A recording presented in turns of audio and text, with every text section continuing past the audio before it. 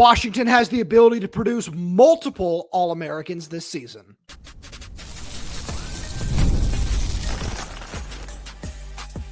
You are Locked On Huskies, your daily podcast on the Washington Huskies, part of the Locked On Podcast Network, your team every day.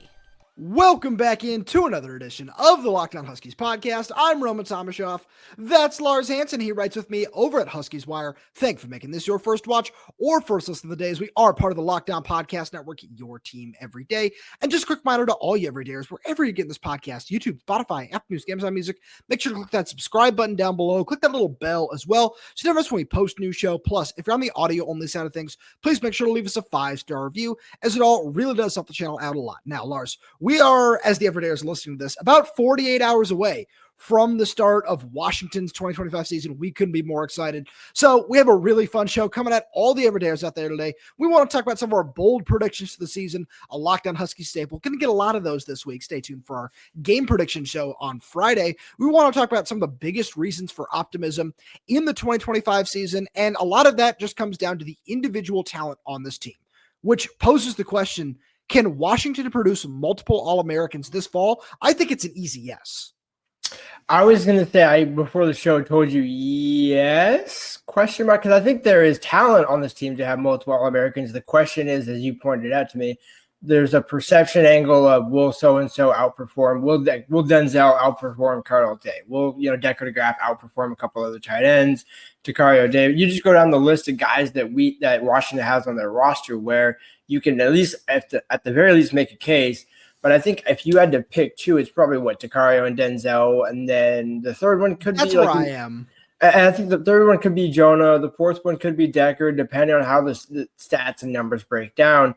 But I do think, without question, at least Washington does have the talent to have multiple. So let's dive into these guys player by player. Let's start with Tacario Davis, because then we can just jump over to the offense and make it easy that way. I think Tacario, and this is, it's no secret to all the everydayers out there, I think Tacario has all-world potential this season.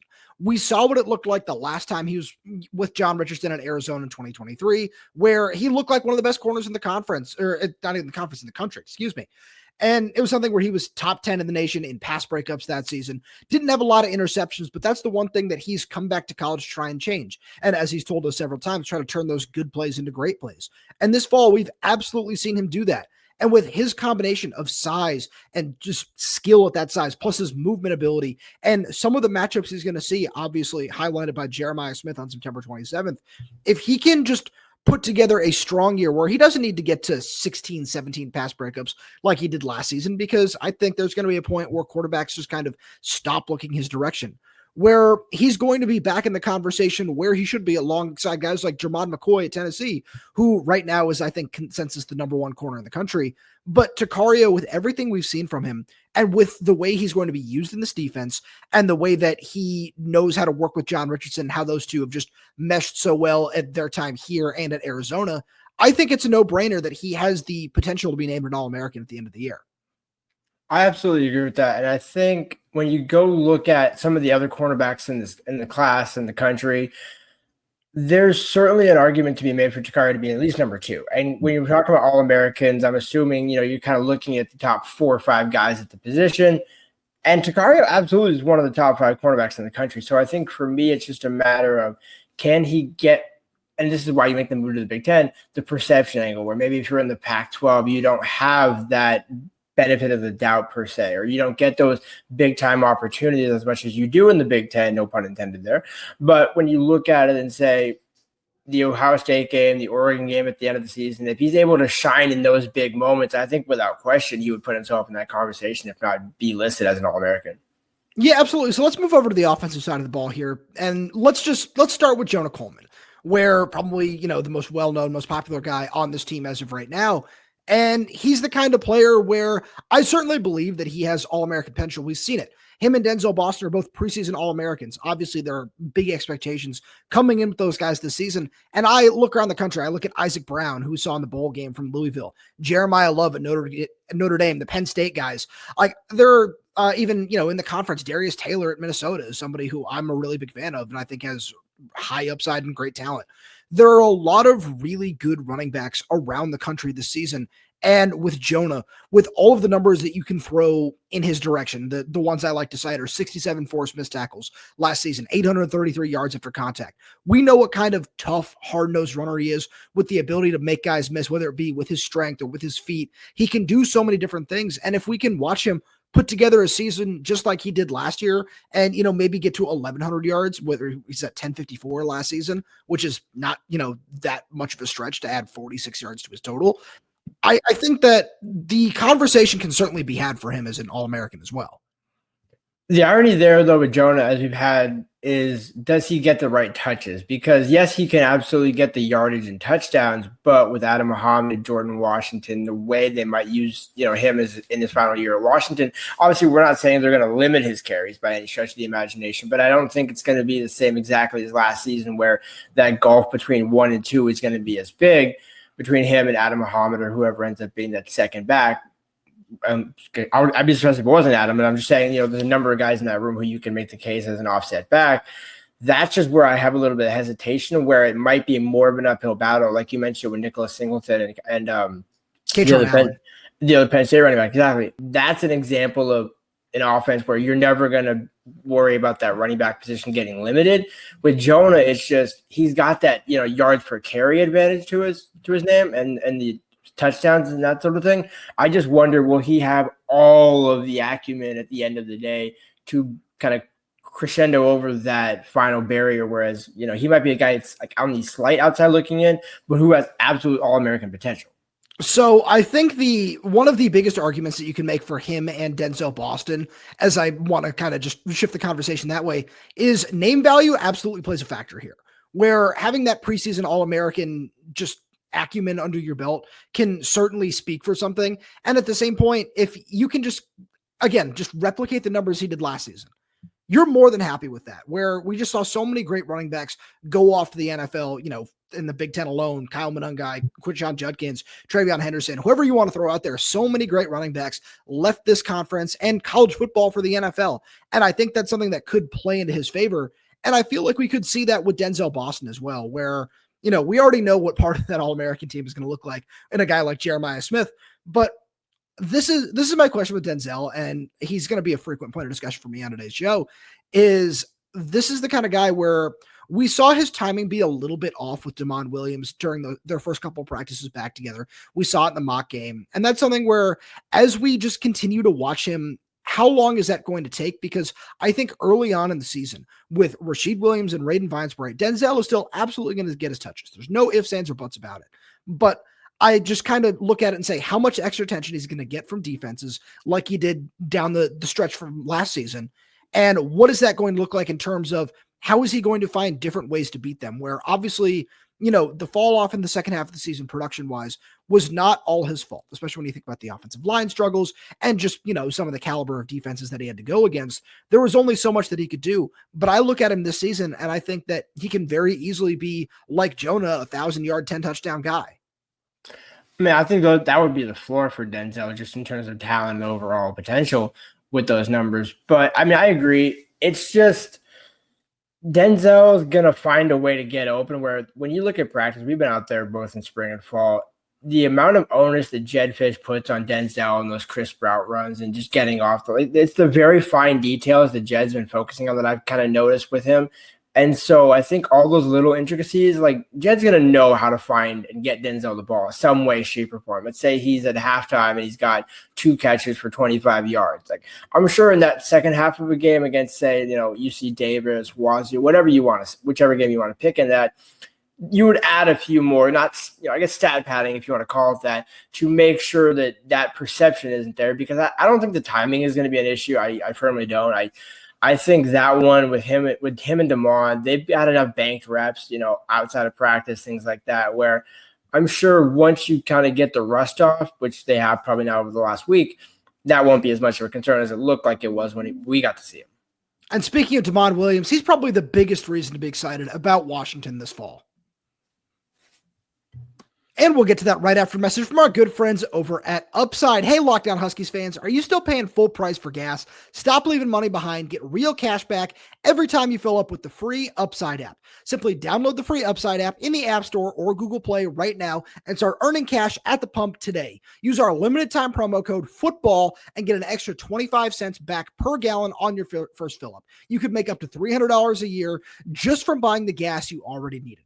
At first, I thought it was too good to be true, but it's totally legit. Real people are getting paid just to make their daily commutes, and you can too.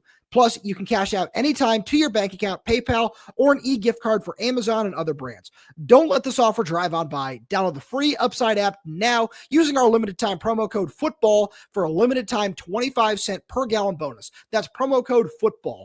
Offer varies by user and location. Go to upside.com for terms and details. We've also got a message from our good friends over at Supply House. When the opening whistle blows on a new repair, get your crew moving forward with Supply House. Order today and see parts on your doorstep tomorrow. Over 280,000 plumbing, HVAC, and electrical items from the most trusted brands in the business. Their real-time inventory and honest lead times keep you from punting projects, while their industry-leading customer service always has your blind side covered. Need parts for a project fast? Supply House has next-day delivery. Talk about a game changer.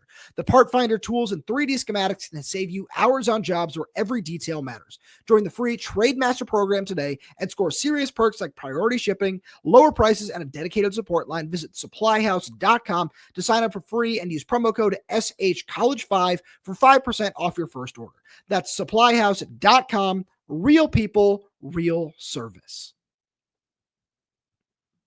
So, Lars, as we look at what this season can be, it's no secret that we're excited about what this team is going to be. You know, you have them at 10-2, I have them at 9-3. Somewhere in that ballpark of 8, 9, 10 wins does feel like a very realistic outcome for this roster, given the schedule, given a whole bunch of other things. And that really does start with Damon Williams. The guy that, for a teaser for our third segment, is going to be the central figure of this program. And when I wrote on Inside the Huskies about the running backs, if Damon Williams is the face, you got Jonah Coleman as the heartbeat, Denzel is the bloodline. You just go down the list of guys on offense and defense. I mean, Damon's going to be better. You have more of an offensive line than you did last season. You have running backs that are actually able to, you know, help and support Jonah more consistently. I'm not saying that's a knock on Adam last season. He's just a freshman. Same thing with Damon last season. He's a freshman. So the expectations where, you know, when I asked Jedd on Monday about where is Damon had the biggest level of growth, that football acumen, that football understanding and knowledge, I truly believe that's kind of where it starts, where he's had way more opportunities, you know, with the Manning Passing Academy again this summer, just to soak up as much as he needs to be a true leader on this team. And I think naturally he's got it in him. So when you get to know Damon, and when the national media by week 6 or 7 says, oh, hey, look at Damon, look at this great guy, it's like, good job. You guys finally took you about a month and a half, 2 months to catch up to what we've been saying since last December. Yeah, that really is a big part of it. And obviously there's a certain amount of this that plays into it where, yeah, he was a freshman last year who did only have 2 starts under his belt. But I kind of look at all this and, you know, whenever you and I talk about Jedd Fisch, it's always he's going to play these things up. He's going to have that sales aspect of all this. But the more that I think about it, it's just, I can't help but be excited about what Damon brings to the table, where, let's be real, his performance in the mock game was not necessarily as sharp as we've seen him be. And part of that was on the defensive line, getting good pressure, the offensive line, and being out of rhythm with Denzel, which is one of the reasons we had all these discussions. And I look at what he can be, and it's the legs, it's the arm talent, it's the arm strength. It's every single thing that he can do combined with a stronger offensive line, combined with this Jedd Fisch offense. And I think that one of the biggest reasons that we can sit here and be excited about him is, you know, you talk about people catching on to the Damon Williams hype train a month or so in. It's not just going to be him. There are so many players all over this roster where it's, oh, hey, we didn't realize that this guy on Washington had this kind of talent, whether it be Rasheed Williams, Raiden Vinesbright, Decker DeGraff, whether we want to say it's Buda Alukta, Devin Bryant, Anterio Thompson, Zach Durfee, Alex McLaughlin, whatever. There are so many guys that I could list off and say, I've been really impressed with this guy. I've been really impressed with him for whatever reason it may be. And I'm really excited for all our everydayers to finally get a look at a lot of that on Saturday. But I just think that is kind of the overarching theme of this roster as a whole, is there are so many guys that are being overlooked from a Big Ten or national standpoint. And that's okay, you know, especially after the way the season went last year. Like, yeah, that's bound to happen. But when I look at why I'm excited for this season, there is so much under the radar talent that is going to have an opportunity to shine. And with the coaching staff that Jedd has put in place, there's no reason that a lot of these guys won't take a step forward. You also hit on it perfectly. I think it's the coaching staff that also has an onus to take a big step. Jimmy Doherty gets the big promotion probably to being named an offensive coordinator, even though basically his entire role has always been that pseudo offensive coordinator, eyes in the sky for Jedd, where Brandon Carroll was the OC and title last season, but it was way more Jimmy kind of having a hand in the pot sort of thing. And then Ryan Walters, Chris Petrella, you go down the list where every single position got addressed on the coaching staff side of things and on the roster. And I think where Jedd Fisch can make the biggest growth is he now has his team. And I think can't really be undersold, where last season we felt like he was really trying to sell it more like, hey, this is what it could look like. This is what it should look like. This is what it looked like at Arizona. It's like, it's great. It's 2024 at Washington. So like, what do you got for me today? Now I think a full year in, Jedd has way more of an understanding. And you have to hope that with his NFL background and everything that he's been through, that he could also make sure that he takes that big step just with Damon and the rest of the offense. And that in tow will be another reason for optimism, because when you look at Jedd Fisch and the way he produces quarterbacks and the way he calls offenses, you have reason to be optimistic alone right there. No, absolutely. That's a really great point. And I want to get into the size of Washington, because that is something else that I think is really important and can't be understated. But first, we have an important request. Locked On wants to hear from you. We've put together a survey to learn more about our listeners and make your favorite podcasts even better. This is your chance to tell us what you like, what you don't, and answer questions about our advertising. Go to LockedOnPodcast.com/survey to get started. Everyone who completes a survey will be entered for a chance to win one of 10 $100 Amazon gift cards. Again, that's LockedOnPodcast.com/survey. You can also find the link in the show notes. Thank you so much for helping us out. And I think that, when I look at the Big Ten as a whole, that was one of the things that we felt like you were headed in that direction last year, where there were a couple of guys where, oh yeah, this is what Big Ten size looks like. That's what Big Ten size looks like. Obviously, we got a chance to look at that a little better against Iowa, Penn State, against some of these other teams where it's, okay, no, that's what this is supposed to look like. And that's something where I don't feel that can be undersold, where, as I just kind of look at depth charts across the Big Ten, Washington's heights, weights, it all matches up a whole lot better than it did at any point last year. And I feel like that's something that, obviously credit to Tyler Owens and Washington strength staff and everything they've been doing, but also credit to the personnel department, to Matt Doherty and Marcus Griffin and all these other guys for bringing in just more talent and larger talent and guys that can hang at the Big Ten level. And, you touched on it perfectly a minute ago when you're saying that, yeah, you kind of had to piece things together and sell it last year, for sure. That is certainly not the case anymore. And when we talk about so many different players at every single position, it's because we like all these players, but we don't know which ones are going to step up and break out. And it's nice to say, oh yeah, Alex McLaughlin, for example, who the everydayers know, I've just been a really big fan of him since he got on campus. I look at him and where he was in the spring, it was, at 185 pounds, like, yeah, he can certainly play, maybe a little bit undersized. And then you listen to Taylor Mays, somebody who would know about physicality and what it's like to play that position, saying, oh yeah, now that he's at 201 pounds, that is such a massive difference for him. And that's something that we are, really excited about and really happy with, the fact that he's there, that CJ Christian is at 210 pounds. Like, those are little things and they seem minute, especially for the casual observer, but they make a really big difference on the field. It's about leveling up in every way you can. And yeah, to your point about that, like, 15 pounds doesn't sound like a whole lot, but then you add the context of 15 pounds in 6 months, 7 months, roughly, give or take, somewhere in that ballpark. That to me shows this staff is taking everything seriously, because you could easily have slow played Alex and saying, hey, we got CJ, the senior, the veteran, we'll just plug and play him. He's got the, size and background, and Alex will come along maybe midway through the season.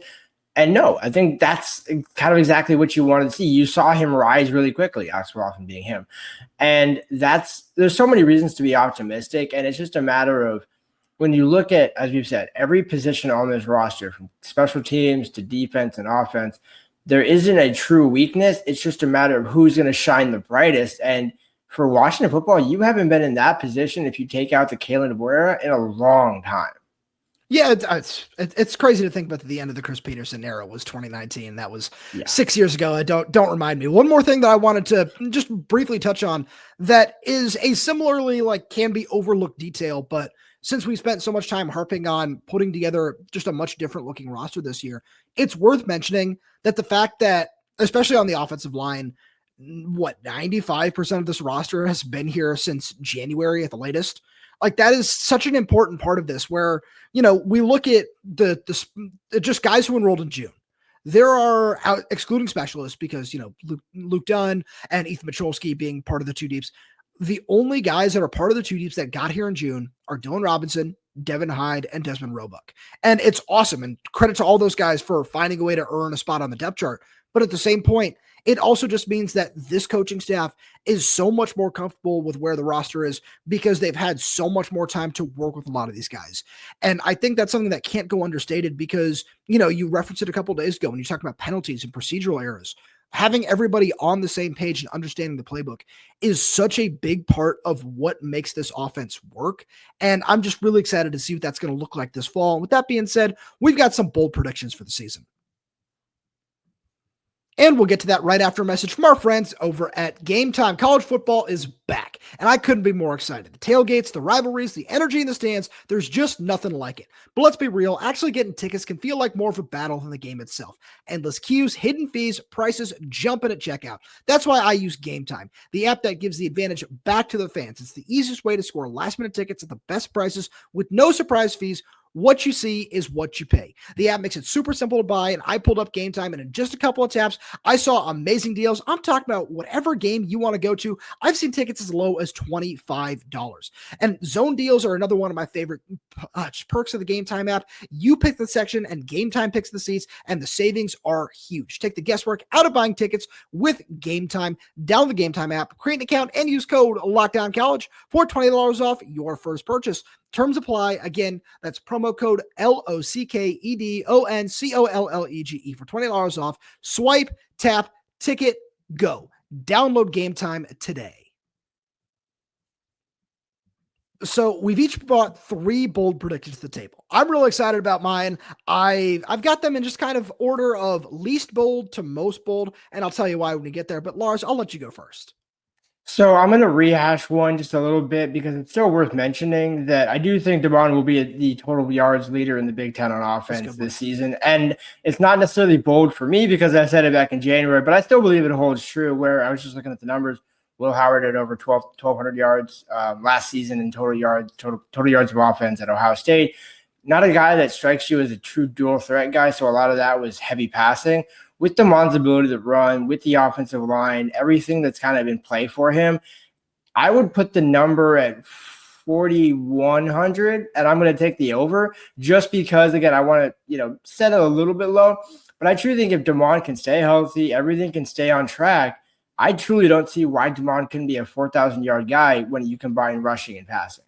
No, I can certainly see that and kind of plays really well into mine, where a couple of weeks ago, we talked about Denzel Boston, a lot of Washington starters, and gave stat predictions for receiving, rushing, and a couple other stat leaders just on the team.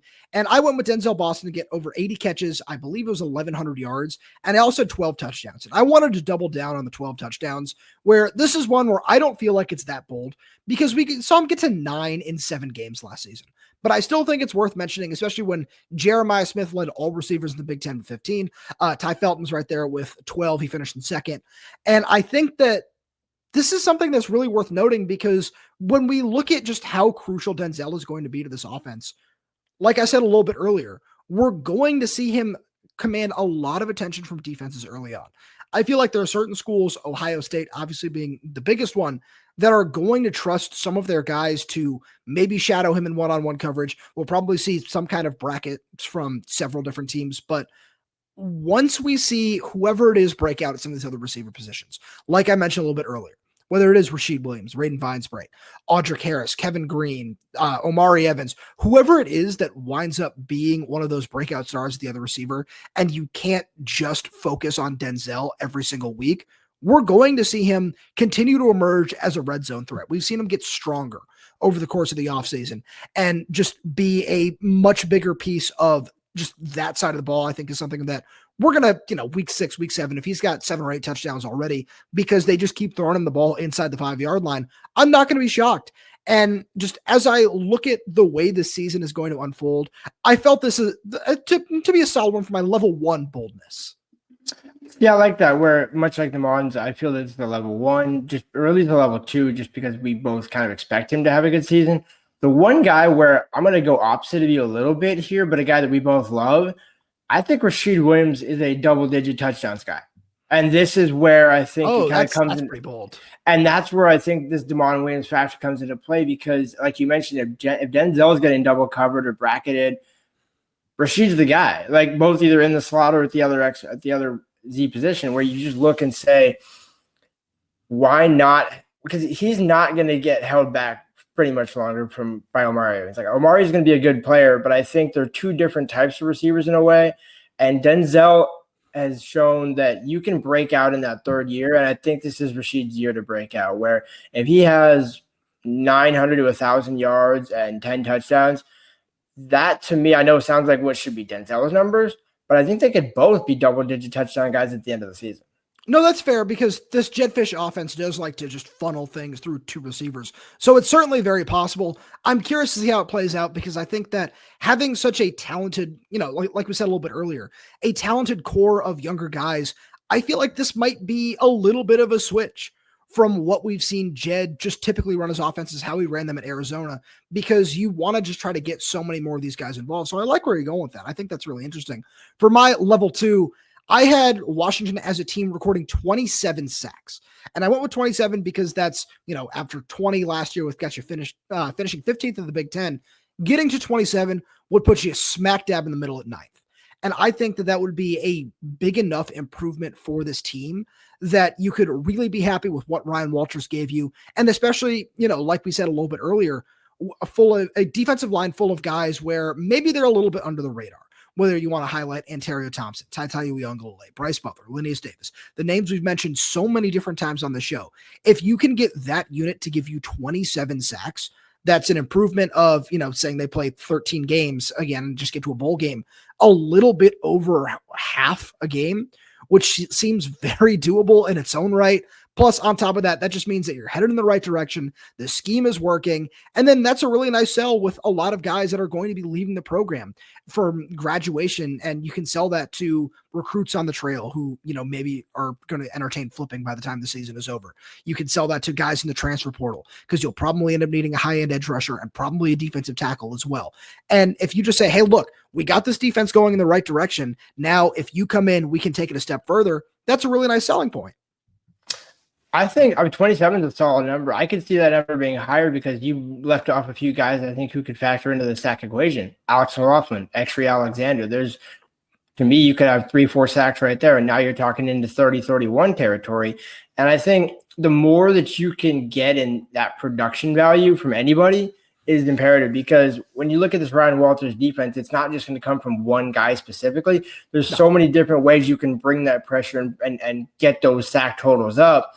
That's why I think if we set the bar at 27, I would take the over every day and twice on Sunday because there's just so many guys. This isn't like, hey, we got a Braylon Trice and we got a, Haloi Kikaha. We got the premier guy, but then behind him, it's, we'll figure it out as we go. There's so many ways in which the numbers can come from this year where if they get under 30, I think I would honestly be surprised, or it means you have a significant injury or two. No, I like where you're going with that. The reason I wanted to make 27 the entire defense was it's still a significant enough upgrade where if you get to 30, 31, I like that because then you're, bordering on top 5 in the Big Ten, where I think 31 gets you to tied for 6th. I believe it was when I was looking at the numbers a little bit earlier. So it's still, it's very bold. So I like where you're going with that. I just think that if you can just show that progression, that's what this is all about because it's what we've been talking about all offseason. It's what we've been saying about the offensive line as well, where if you go from 18th in the offensive line category in sacks allowed to 9th, that is a massive improvement. And it's the same thing from 15th to 8th, 9th. You are more than happy with where you're going in terms of the progression and year over year, just improvement. And then, we know what's coming down the pipeline next season in terms of the high school ranks on both sides. And we know that Jedd Fisch is going to want to get those guys on the field. So you're just setting yourself up in a much better spot upon the arrival of a Derek Coleman Brusa and a T.I.U. Mukais. And Lars, with that being said, let's get to your last one. What do you got? Never go without a special teams one here. You're going to love this. Grady Ghost goes 23 for 23 on field goal attempts. Oh, so you're going. Okay. But I'm going to add a caveat here. Ethan Matrolsky hits a beyond career 59-yarder at least once this season. And I think I almost kind of went with Washington doesn't miss a kick because I think Ethan's going to have a couple different attempts at it. But I do think he's going to convert at least one of them. And more so for Grady, what we saw from him in 2023, where he basically, when he missed, it wasn't really his fault. It was the block against Utah, I believe, or Wazoo. There was one block late in the season, and he had a couple misses. But for the most part, he was automatic when they needed him to be. The Oregon game, you just go down the list of games that Grady basically either won for Washington. The Arizona State game comes to mind as well. And to me, if Grady can get back to that form where he wasn't perfect, but if he can be that, that's another 2 or 3 wins where we go from 8-4 to 10-2. And those 2 games, I think you know what I'm circling. It's Ohio State and it's Oregon. I love where you're going with that. I have to kind of warm up here because my last one is very, very bold, where I wrote this down and I was like, ooh, all right. So this one, I went back and I looked at the numbers for the past 10 years. And Washington has not achieved these numbers in 10 years. I believe that 4 defenders can get over 70 tackles this season. And I even wrote them down, where this is where I think it can get extra bold. I have, Alex McLaughlin, Budel Lukta, Mikel Esteen, and CJ Christian as the top 4 defenders who can all get over 70 tackles. When you go and you look at Ryan Walters' numbers from his 2 years at Purdue, that makes, the defensive backs doing it very possible. But then you go and you look at what Washington is going to see this season. I feel like you're going to see a lot of run heavy attacks. We're outside of Ohio State, UCLA, and probably Oregon. The majority of teams that you're going to face are going to be real run heavy units. And you're going to want to crowd the box. You're going to want to load it up where maybe we'll see some of those 3 safety looks and get CJ Christian on the field a little bit more. But the closest Washington has been to this was in 2022, where he had 3 guys over 70. And I believe Carson Bruner had a very nice 69 tackles. So you got really close to that number, but you have not eclipsed it. You can go back even farther. I was using cfbstats.com as my reference. And you just don't see that number. And I think that that's one of the things that this Ryan Walters defense can do very well, is just get guys on the ground. And that's what I'm really excited about with a lot of the talents they brought in. It's just good, sure tackles. Like I almost threw Devin Bryant in there as one of these guys, but I wanted to go with CJ Christian just because I want to see some more of those 3 safety looks. I thought those were a lot of fun. So I'm excited to see what this defense can do. And I think it's all of these things are just going to help contribute to a much stronger run defense. And we've said it before, like we were just talking about with the sacks. And if you can shave 25 yards per game off of the rushing, that's still, not necessarily a great number at 140, but it's heading in the right direction. And you really like what this unit can bring you with so much talent along the defensive line and just a couple of guys behind them that can wrap up and tackle and not let as many big gains, bounce outside or whatever as we saw last season. This defense is going to be headed in the right direction. And Lars, with that being said, as always, thank you so much for being here. Thank you all everydayers for tuning in. We really do appreciate your support. We got so much more fun stuff coming for you throughout the season. So please make sure you subscribe wherever you get your podcast, whether that's YouTube, Spotify, Apple Music, Amazon Music. We're there. We're everywhere. We're updating this channel with new content every single day. So please make sure you click that subscribe button down below. Click that little bell as well as when we post a new show. Plus, if you have any questions, comments, concerns, drop right down below in the comment section. And if you're audio only, please, if it's a 5-star review, as it does help us out a lot. Thank you so much for tuning in, and we'll talk to you on Friday.